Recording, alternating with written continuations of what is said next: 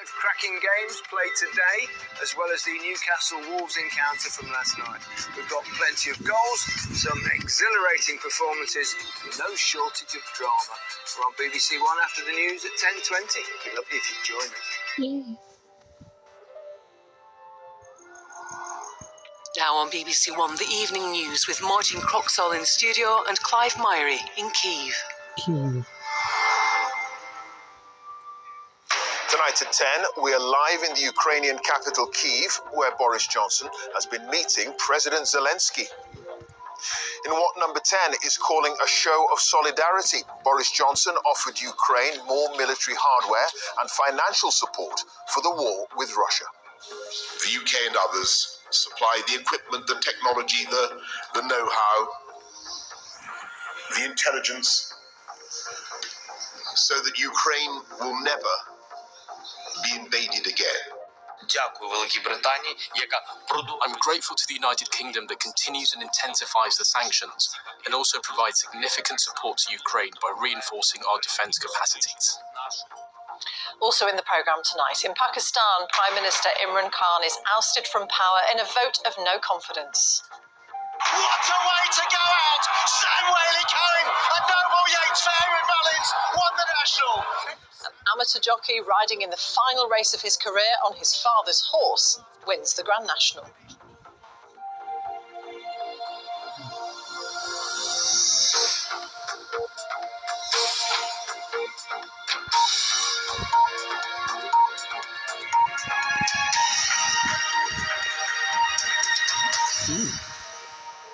Good evening. We are live in Kyiv, where in the last few hours, Boris Johnson held face-to-face talks with Ukraine's President Volodymyr Zelensky. During the meeting, he praised what he called the president's resolute leadership and the invincible heroism of the Ukrainian people. He also set out a new package of financial and military aid, including an offer of 120 armoured vehicles and new anti-ship missile systems for the war with Russia. Mr. Zelensky welcomed the UK's support for his country and urged other Western allies to intensify the pressure on Moscow. Our Europe correspondent Mark Lowen has this report now on today's talks.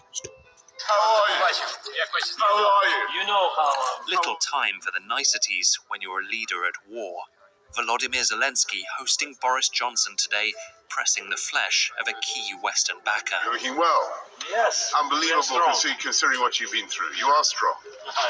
The strength of the underdog, Ukraine's president battling for his country's survival, welcoming and pleading with the outside world to help fight Russian aggression. The unannounced talks came as Britain pledged 120 armoured vehicles and new anti-ship missile systems.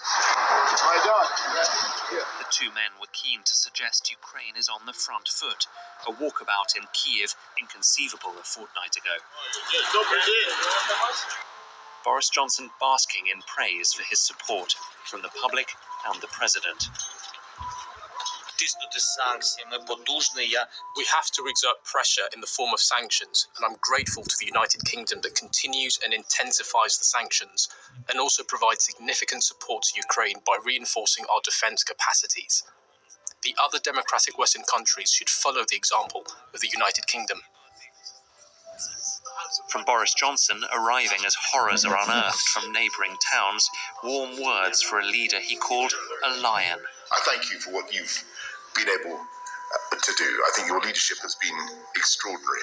And I think in what Putin has done in places like Bucha and in Irpin, his war crimes have permanently polluted his reputation and the reputation of his government. Boris Johnson was long keen to come here to Kyiv, but was waiting for the security situation to stabilise following the withdrawal of Russian troops from the area. And while this city has calmed, the renewed Russian offensive in the east has made Ukraine push even harder for more military aid. Russian tanks pushed on today as a governor in the east urged civilians to flee immediately, warning of troops massing nearby. Bucha near Kyiv, now free of Russian troops, shows what might lie in store elsewhere. 360 people are said to have died here. and Ukraine, the David against the Goliath, is still crying out for help. Mark Lowen, BBC News, Kiev. Well, as you just heard there, the meeting today comes as civilians in eastern Ukraine have been told to leave the area urgently because Russian forces may be planning a mass assault. Yesterday, 2 missiles hit a train station in the city of Kramatorsk, killing more than 50 people trying to escape fighting in the region. At least 4 of the dead are children. Our defense correspondent Jonathan Beale has sent us this report from Kramatorsk, and a warning: it contains some images you may find distressing. They were supposed to be taking a train to safety, but instead they were leaving Kramatorsk by ambulance. Most of the severely injured in yesterday's missile attack had already been taken west to larger hospitals. These, the walking wounded, still needing surgery to remove the pieces of shrapnel from their bodies, and still clearly traumatized. Я ничего не видела, если честно. Это все было как в тумане. I heard a lot of explosions and I fell down. When I got up, a lot of people were already dead. It was only me who stood up from the floor. It's a wonder. God saved me.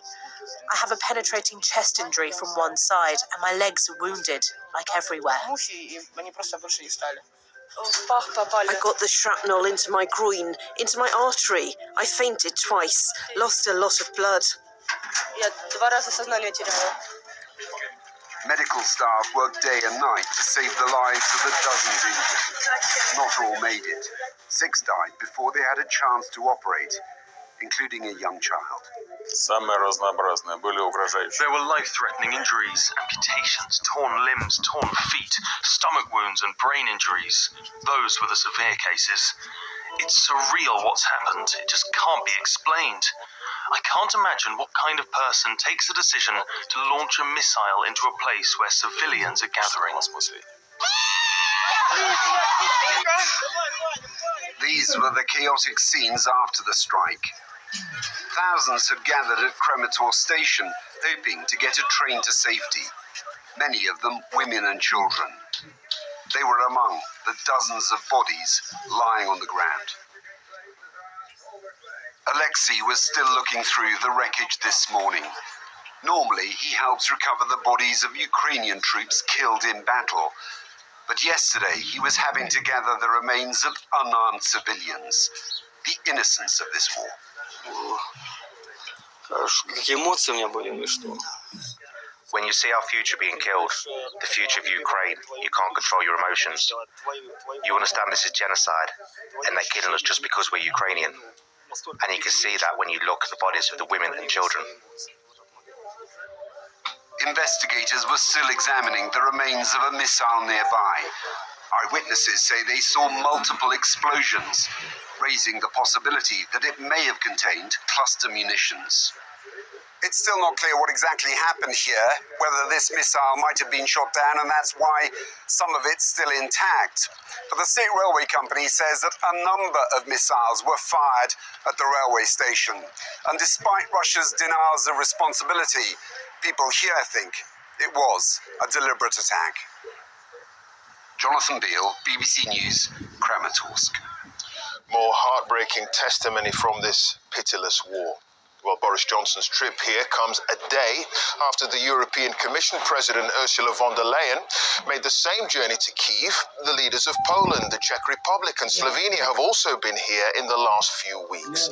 The visits are a major sign of confidence, not just in President Zelensky and his wartime leadership, but also in Ukraine itself, that it's managing to weather the Russian storm and is in control of its own capital. But no one is under any illusions about the next few weeks, possibly months. The battles on the eastern front will be harder, less urban, fought across more flat, open land, perfect for heavy Russian armor. It is in the east where this war could be won.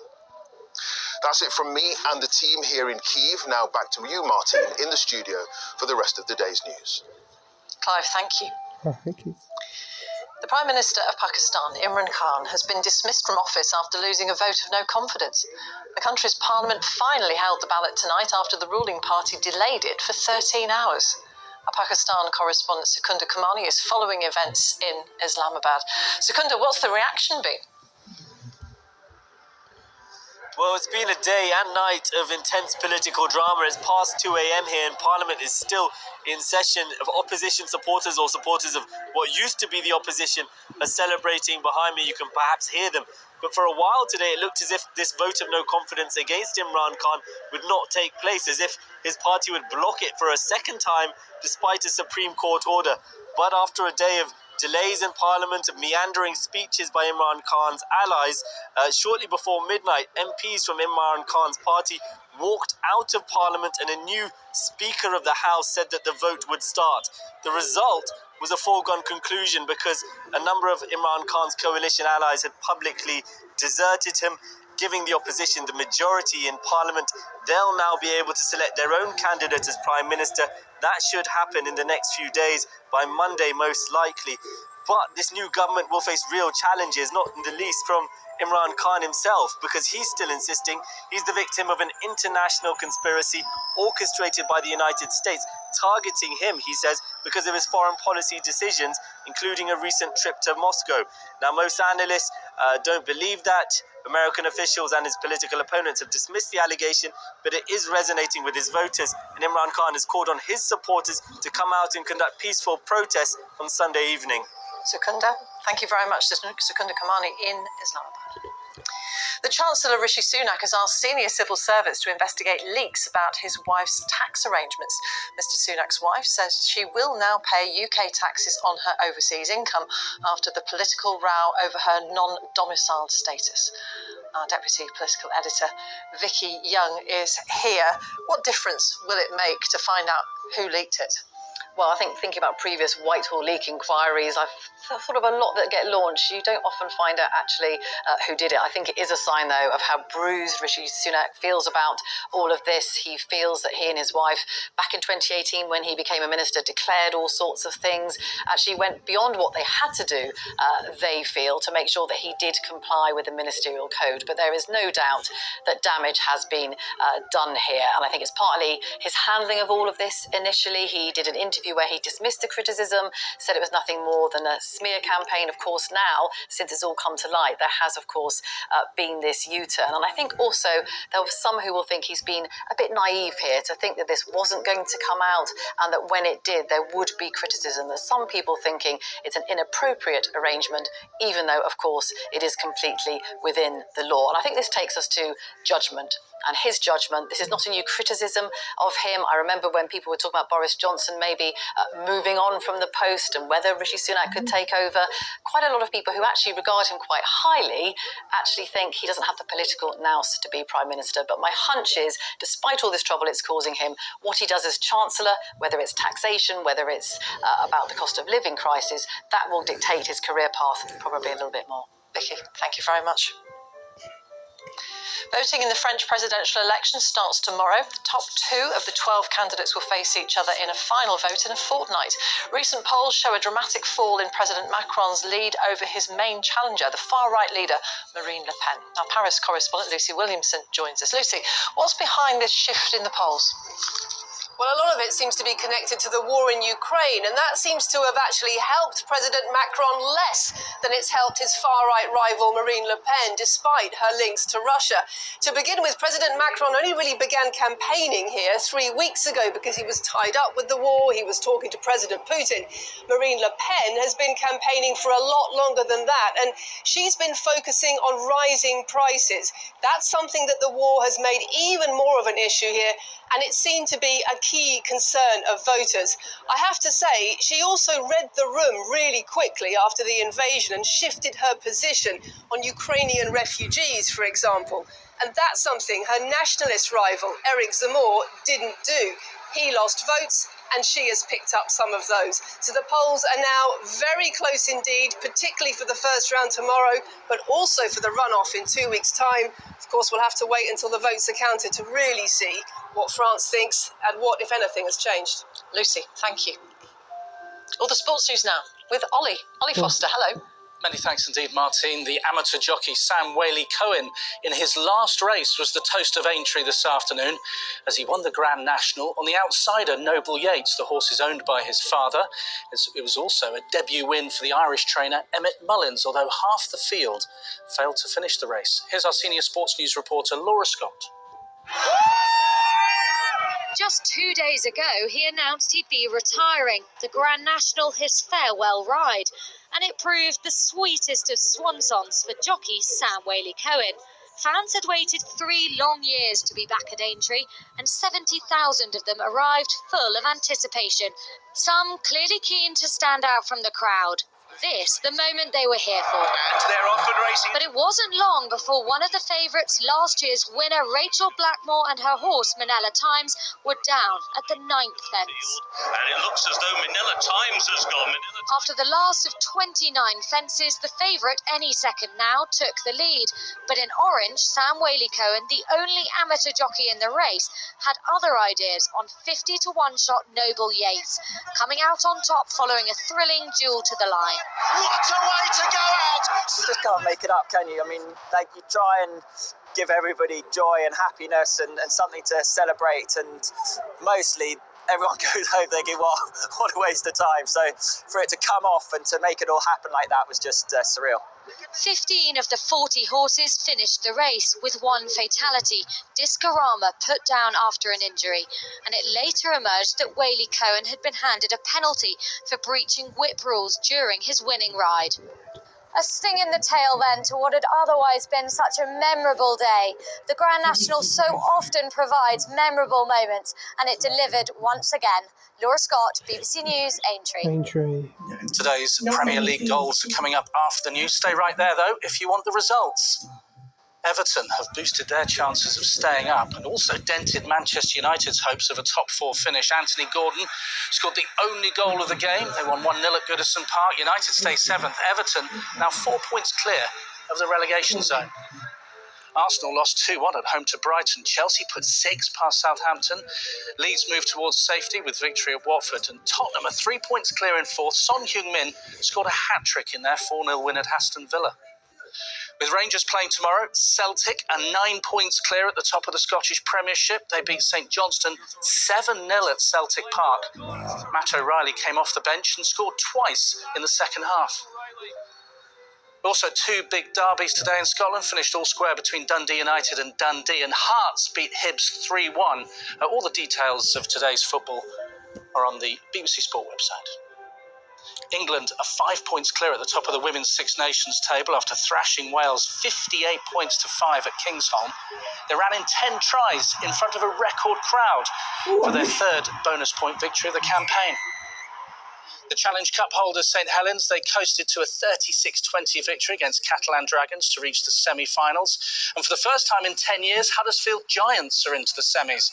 They beat Hull FC 24-16. Man of the match, Tui Lolohea, ran the show, scoring a try and kicking 6 goals.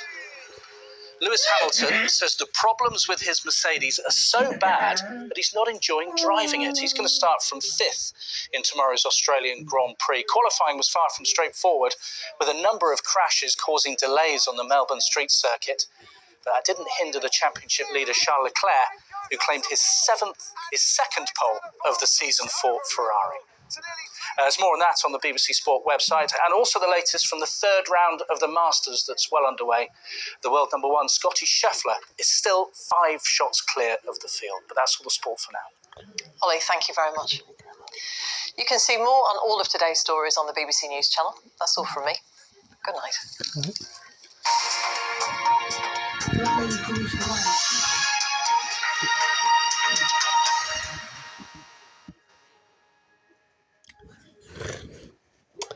Good evening. At this time of year, we can quite often get 4 seasons in one day. That's what we've seen today. And as we go into tomorrow, we'll start off cold and frosty with some sunshine around, but then clouding over a little later on. The reason being the ridge of high pressure will start to lose its grip, and we have to focus our attention on this low that's moving in from the Atlantic.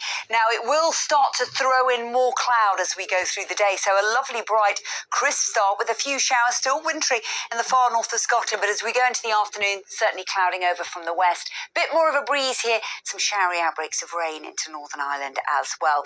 For Northern Ireland, England and Wales, top temperatures of 13 degrees, noticeably cooler once again in the far northeast of Scotland. But as we go through Sunday night into the early hours of Monday morning, we keep quite a lot of cloud around. That's going to act like our friend in terms of a milder start to Monday morning, but a rather grey one as well. There'll be outbreaks of rain, some of it heavy with the odd rumble of thunder moving in from the southwest, and these could be quite intense. The wind direction starts to change though as we go into Monday, coming from a southeasterly. Now that is going to act as our friend as we go through the next few days, because it's going to draw in some warmer air. So away from the showers, in the sunshine on Monday, we could see 17 degrees, and that's generally the trend as we go through the week ahead. The rain will ease and it's going to feel a little bit warmer, dare I say, spring-like. Good. How it should. How it should now. Good. I need total honesty here, guys. I have found love in the flesh. Hold on. That was a strong word. Here we have our strongest couple, but there's a catch. Love in the Flesh continues Wednesday at 10 on BBC Three and iPlayer.